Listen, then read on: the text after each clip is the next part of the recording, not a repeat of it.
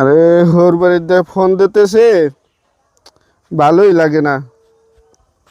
শ্বশুর বাড়ি ঈদের সময় এখন কার মনে চায় এখন ফোন ধরতে? যাক, হ্যালো হ্যালো আম্মা, কন দাওয়াত? তা কি দাওয়াত?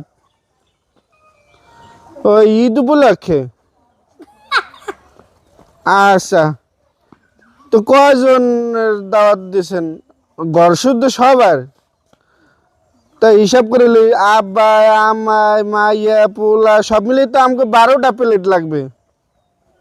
হ্যাঁ, আমরা কিন্তু 12টা প্লেট খামু, বুঝছেন? হ্যাঁ, 12টা প্লেট।